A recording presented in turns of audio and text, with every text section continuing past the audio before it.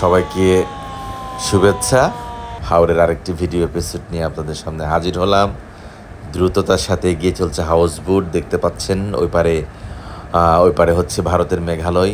অসম্ভব সুন্দর একটি মনোমুগ্ধকর দৃশ্য দেখতে পাচ্ছেন আপনারা যারা সরাসরি যান নাই, এই ভিডিও দেখে অন্ততপক্ষে সেই ফ্লেভারটা নেন। আজকে একটি ভুল ধারণা ভাঙার জন্য আপনাদের এই এপিসোডটি তৈরি করা। তার আগে শুনে নেন যে ডিঙ্গি নৌকার কি মধুর শব্দ। যাক, এবার হচ্ছে মূলত আমি বেশ কয়েকটি ভিডিও আপলোড করার পর আমার বেশ কয়েকজন বন্ধু, আমার ছোট ভাই বা আমার বড় ভাই আমাকে ফোন করে বা মেসেঞ্জারে গিয়ে বলে যে টাঙ্গুয়ার হাওরে তোমরা যাচ্ছ, সেখানে অসংখ্য মানুষ যাচ্ছে, এরা রাত্রি যাপন করছে বোটের মধ্যে। পায়খানা প্রস্রাব তোমরা কোথায় করো, যা করো সব তো পানিতে পড়ে। জি, পানিতে পড়ে। দেখেন, আমরা সেই পানিতে কিন্তু গোসল করছি, মজা করছি, আনন্দ উপভোগ করছি। তবে এটি হচ্ছে একেবারে ফাউ কথা, ভ্রান্ত ধারণা।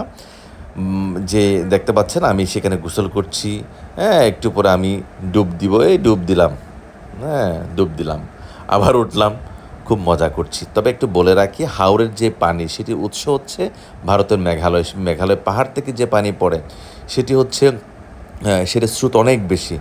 নির্দিষ্ট জায়গায় সেই পানি থাকে না, সেটি চলে যায় বিভিন্ন জায়গায়, নদী বা সমুদ্রে পানি চলে যায়। সেখানে যে সমস্ত বর্জ্য বা আবর্জনা, ময়লা, সেটি স্থির হয়ে থাকার কোনো সুযোগ নেই।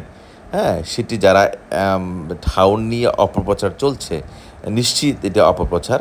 হাওড়ের যারা যাবেন তারা এই জিনিস নিয়ে ভাববার কোনো অবকাশ নেই। আপনারা স্বচ্ছ পানি, পরিষ্কার পানি দেখেছি, সেখানে গিয়ে দেখতে পাচ্ছেন খুব স্বচ্ছ পানি, সেখানে কোনো মল বা আবর্জনা স্থির হয়ে থাকার কথা না।